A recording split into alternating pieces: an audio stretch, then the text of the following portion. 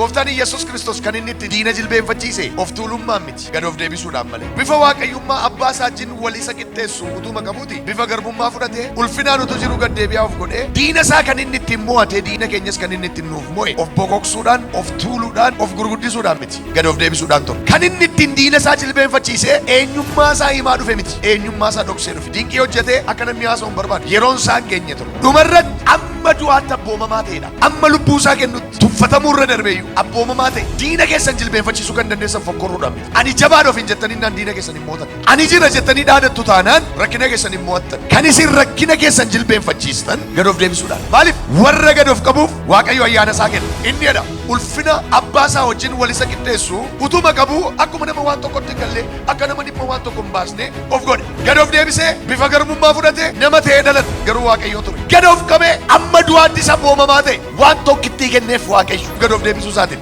Maal maqaa gaarii tokko kenneef maqaa hundumaa caalu. Ilaa wanta inni godheef yoo jiraate maqaa kamirra caalu kenneef garuu wanta inni godhe lala gad of deebisuu irraa jalqabee amma du'aatti abboomamaa ta'e Waaqayyo garuu waan tokkicha kenneef. Innis maal maqaa caalu maqaa hundumaa irra caalu kenneef. Maqaa kanaaf immoo samii keessa kan jiru irra lafaa kan jiru keessa lafaa kan jiru galaana keessa kan jiru jilbeenfatee isa gada.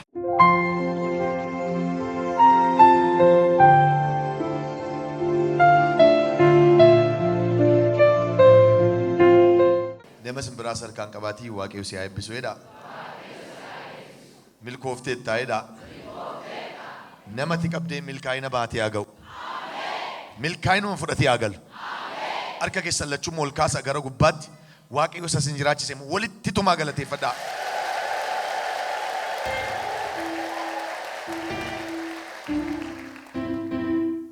Rakkina kee irratti Yesuus maalidha?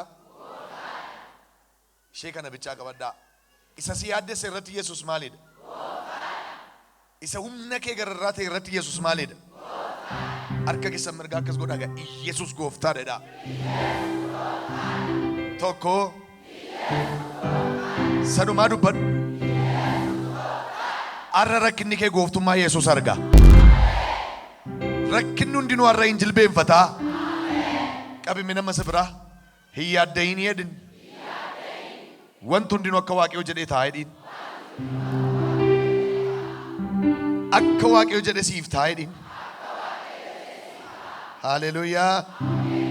Akka diinni jedhe hin ta'in. Akka seexanni jedhe hin ta'in. Inni Waaqayyo jedhe garuu haa ta'u. Ameen. Iddoo tokko dubbisna. Filiphisiiyuus boqonnaa 2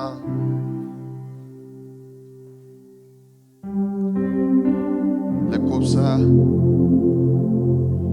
8 kaasne dubbisna.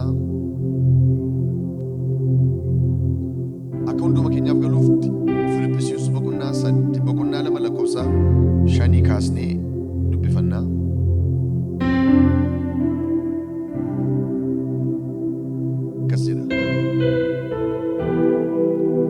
Yaada garaa isa Kiristoos Yesuus qaba ture qabaadha.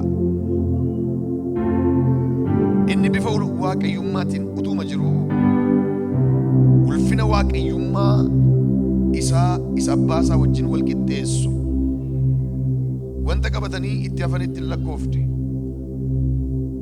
Inni ulfina sana gadi dhiisee akka waan tokkotti hin galle of godhe. Bifa garbummaa fudhate. Fakkaattii namummaatiin dhalate. Waan hundumaanis nama ta'ee argame. Inni gad of deebisee hamma du'aatti hamma fannifamee du'utti iyyuu abboomamaa ta'e. Kanaafis Waaqayyo waan hundumaarra caalsee guddaa ol isa qabe. Maqaa kamirra caaluyyuu kenneeraaf. Kanaanis warri bantii Waaqaa keessa jiran, warri lafa irra jiran, warri lafa jala jiranis hundinuu ulfina maqaa Yesuusiif jilbeenfatanii akka sagadan godhe. Arrabni hundinus ulfina Waaqayyo Abbaatiif Yesuus Kiristoos gooftaa akka ta'e beeksisuuf jira. Ameen.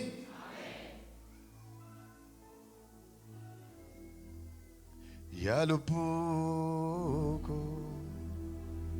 galateeffadhu waaqa fayyina kee jajadhu yaa lubbuu ko galateeffadhu waaqa fayyina kee jajadhu yaa lubbuu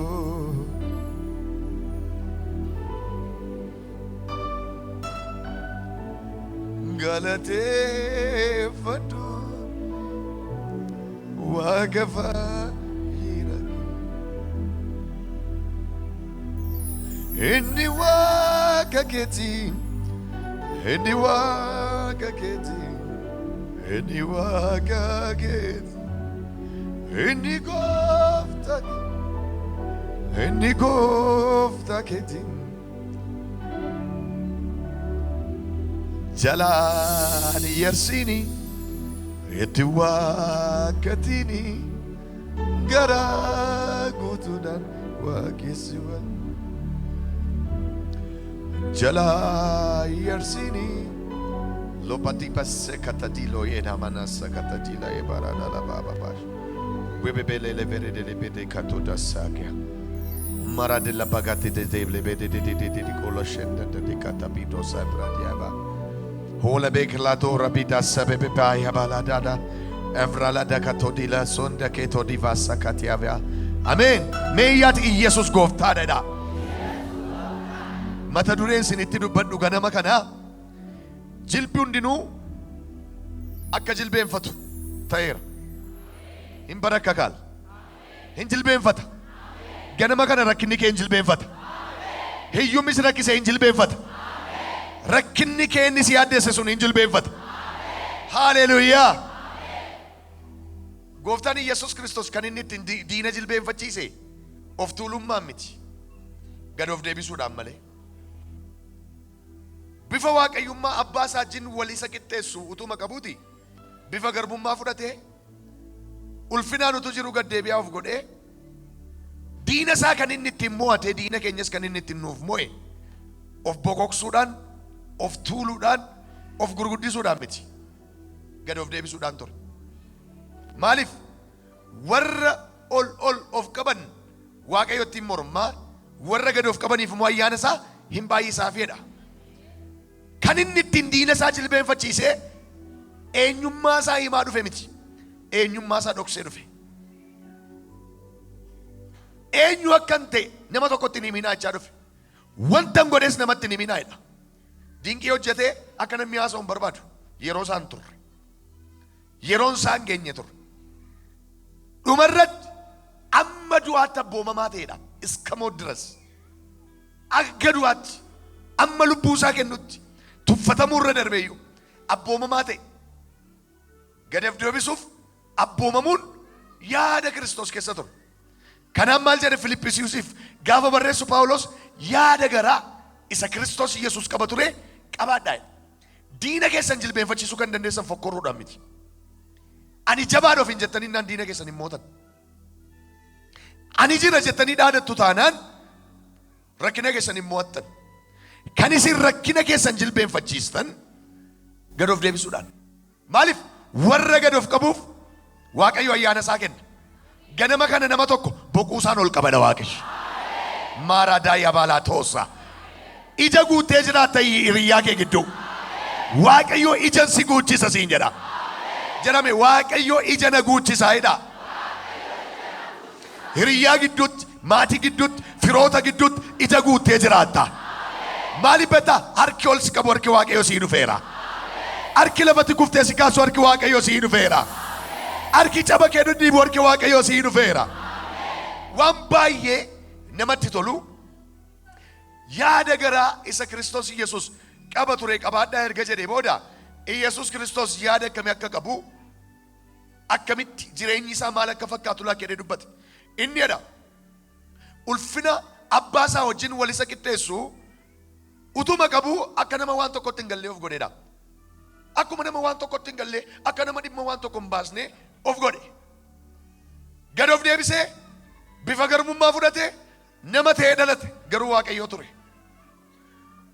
gad of qabee amma du'aatti saboomamaa ta'e waan tokkitti kenneef Waaqayyo waan tokkitti kenneef gad of deebisuu isaatiin maal maqaa gaarii tokko kenneef maqaa hundumaa caalu Pikatoora diilaba maqaa keen guddaa taasisadha Waaqayyo.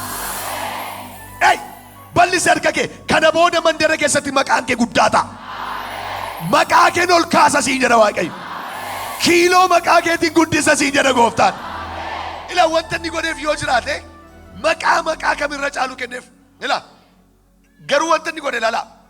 Gad of deebisuu irraa jalqabee amma du'aatti abboomamaa ta'e Waaqayyo garuu waan tokkicha kenneef. Innis maal maqaa caalu maqaa hundumaarra caalu kenneef. Pikatoora diya maqaa kanaaf immoo samii keessa kan jiru irra lafaa kan jiru keessa lafaa kan jiru galaana keessa kan jiru jilbeenfatee sagada. Maqicha dhageenyaan diinniin jilbeenfata. Arraga maqaa Yesuus rakkina kee jilbeenfachiiseera. Hiyyuma mana keerraa jilbeenfachiiseera.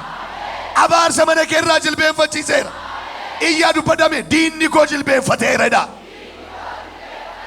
Togo maqaa eenyuun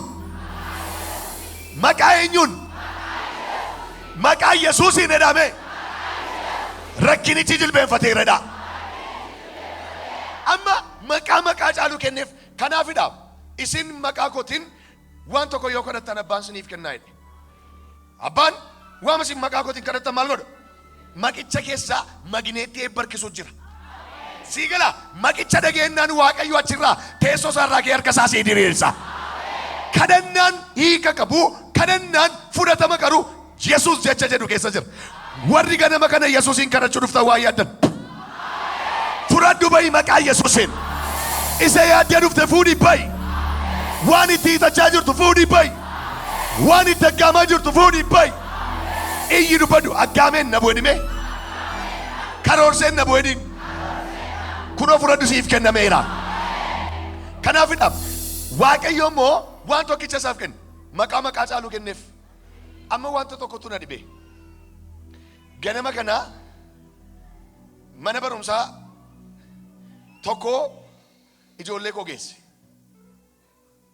Serviisiitu hin jiruun dafee ma geesse deebi'e.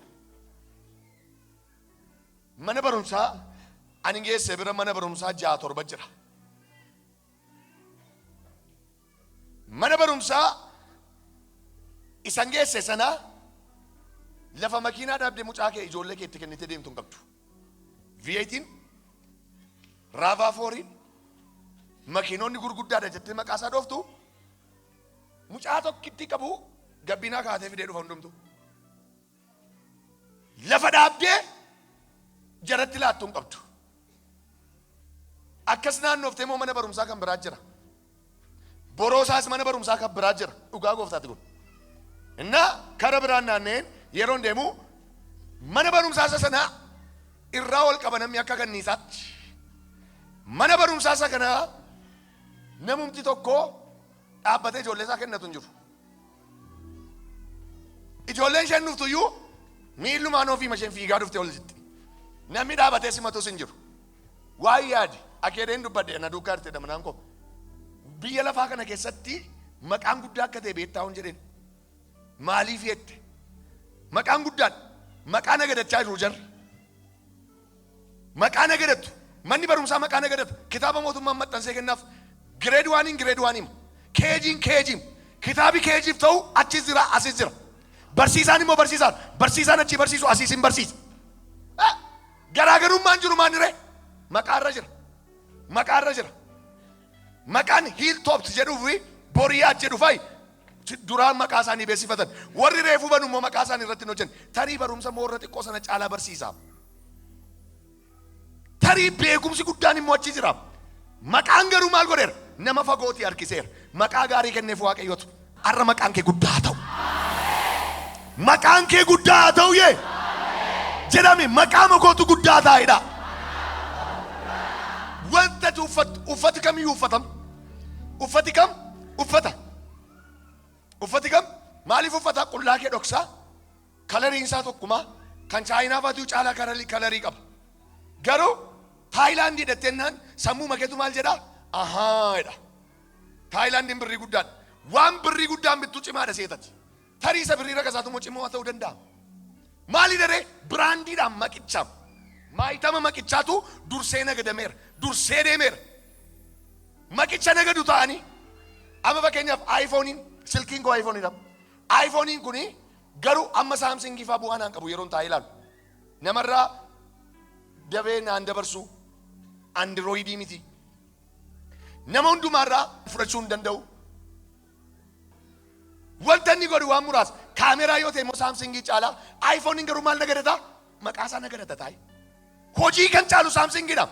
Inni kan kaataa'e maqaasaa nagadata maqaan kee al tokko be'ennaan hin qabamtu.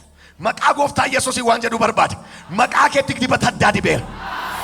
Isa kanaaf jecha Waaqayyo maal godhe egaa Yesuus Kiristoosiif maqaa hundumaarra caalu kenneef. Maqaa kanaafoo ulfina maqaa kanaaf bantii Waaqaa keessa kan jiru irra lafaarra kan jiru keessa lafaa keessa kan jiru galaana keessa kan jiru ulfina maqaa kanaa maal ta'a jilbeenfatee arrabaadhoo Yesuus gooftaadha. Nan jilbeenfachiisa rakkina kee mana keerraa. Maqaan kun rakkina mana keerraa jilbeenfachiiseera. Jedhame arraa jalqabeedha. Maqaa Yesuusiin rakkinni koo jilbeenfateera. Dabali dubbadhu maqaa Yesuusiin rakkinni koo maal ta'eera. Isa mataa keerra ba'e nan jilbeenfachiisadha Waaqa. Ilaamee maal jedhe beektu Solomoonii maqaa keenya eeggachuu akka qabnu dubbata. Maqaan badeennaan iddootti hin deebi'u. Oromoonis maal jedha maqaan baduu mana mataadhaan baduu wayyaa. Maqaadhaan mataadhaan baduu wayya. Maqaa makee kabajarra kaa'innaani Waaqayyo liqii utuutti dhattee mana qosoqqosiin manatti siif ergu. Maqaa gaarii hin qabdu taanaan garuu dhattee qosoqqostee naa kennaa yoo ta'e bishaan sitti naqanii si ari'u. Maqaa gaarii qabda taanaan meeqan si geessi reedha itti sii dabaluudha sati gaafatte irra dabalanii si ergu. Ammaa kaasee maqaan kee guddaa haa ta'u. Waaqayyo maqaa nama hin balleessin. Maqaa nama hin balleessin. Kottu kaafadhu harka kee mirgaa kana. Nyana jecha Waaqayyo simbootti godhi maqaa jara kanaatti. Maqaan keessan irraa kaasee simboo haa uffatu. Waaqayyo simboo sitti haa godhu yee. Amma laalagaa wanti guddaan qabeenya miti maqaadha. Seexanni keede gooftaa Yesuus Kiristoos yeroo inni foon uffatee biyya lafaarra jiru Luqaas boqonnaa 4 Maatiyos keessaas boqonnaa 4 innaa dhattanii dubbistanii boqonnaa 4 irra dolachuuti. Maal jedhee erganni guyyaa 40 falkana 40 tsoome booda lafa onaa keessatti dhaqee argateeti beela'uu isaa argee kotteedhe dhagoonni kun daabboo siifaa ta'aniiti ajaji jennaan namni buddeena qophaadhaan hin jiraatu jedhe. Nyaataan gowwoomsuu barbaade nyaata miti kan Yesuus barbaade namni maal bichaan buddeena qofaan hin jiraatu jedhe. Amma immoo fuudhee ba'ee fittee mana qulqullummaa irratti dhaabeeti yoo anaaf jilbeenfattee sagaddeedhe wanta ati argitu mootota biyya lafaa kana hundumaa harka kee jalan galchaa jedhe. Kana hundumaa siilaadha lafa kana hundumaa siifan kennaa jedhe. Innaan maal jedhe Yesuus immoo Waaqayyo abbaa keetiin malee jilbeenfattee akka hin saganne kan jedhu caafamee jira. Ilaala maaliin gowwoomsuuf ture? Buddeeniin qabeenyaa fi ulfinaan gowwoomsuuf ture. Qabeenya buddeenii sii kennaan hin barbaadu jedhe. Ulfina sii laadhaan hin barbaadu anoo isan barbaada miti jedhe. Qabeenyan sassaabee biyya lafaa sitti akka galchaannaan alfalligime jedhe. Maal barbaadan? Qabeenya caalaa maqaan akka caalu beeka. Kennaa seexan argaa fudhatu irra immoo isan abbaasaa irraa argatu caala. Ila maal irratti hojjechuu barbaada? Maqicha irratti viyeetii qabachuurra fooqii ijaaruurra mootota biyya lafaa bulchuurra maqaa qabaatennaan hunda ishee akka karkaruu beeka. Hin abboomame abboomamaa ta'e amma du'aatti abboomamaa ta'e Waaqayyo immoo maal godhee fedha? Maqaa irra caaluuf kenneef. Ulfina maqaa kanaaf jilbuun dinuu jilbeenfatee sagaduuf jira. Arrabni nama hundumaas Yesuus Kiristoos gooftaa akka ta'e beeksisuudhaaf jira. Maaliif jecha qabeenya hin qabu min ulfina maqaa sanaaf an jechuuf hin jedha. Ulfina maqaa Yesuus rakkina keessa irraa daguugee gate. Jedhame rakkinni koodha. Ulfina Yesuusin nagaddiisee deeme raayidhiin.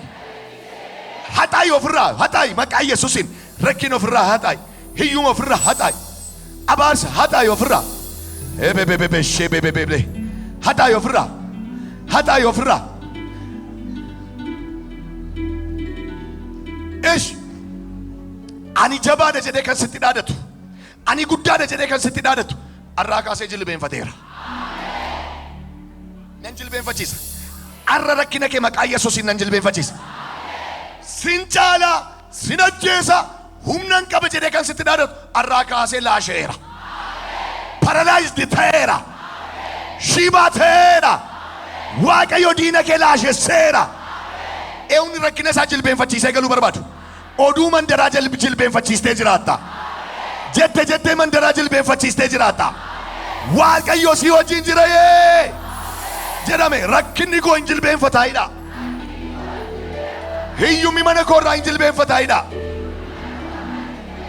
amantee dubbatte diinni kee jilbeenfatee harka sitti kenna jilbeenfatee harka sitti kenna ililleef galata baayisaa ililleef galata كادا بداغا لا أمن نفقا كرات نيجين سيدو فواكش كرات تيادين سيدو فا كرات بيكني سيدو فا ريباتو ديغلا توندا سبي ريلي كافدار كلتشو كاسا دينا كيجل بين فتشو فا يسوس هنجل بين فتركني كي هل كاسر كلتشو ويبلا دو يابا امين امين امين امين امين راتاك لا بندرا دالبا هلا كادت بين سيدوفا هركا كبلسي افانا راس دوبچي سودان سيدوفا ويلا بير ويكاتندا شابرا لبربرا دلبرا لوبندغلا تود هاليلويا هاليلويا هاليلويا هاليلويا هاليلويا هاليلويا هاليلويا امين امين امين امين امين امين امين امين امين امين امين ما ببشكر دلبه هنجل بين فترة كنيكي هنجل بين فترة كنيكي هنجل بين فترة كنيكي هركز تيجي ركنيكي امين وو باتيكو بروزا مغاتيا يس أبي تركينا كي غوبي بربادي سوير جيلا واقعي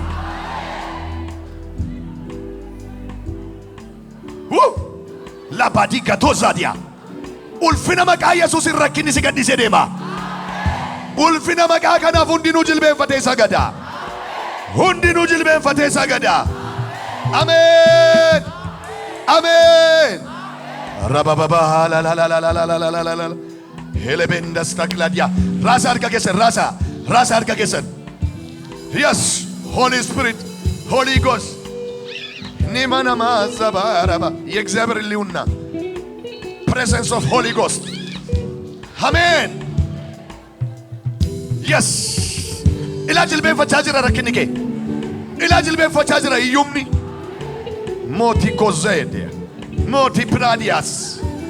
Abar si jilbeen fachajira manekera. Woo.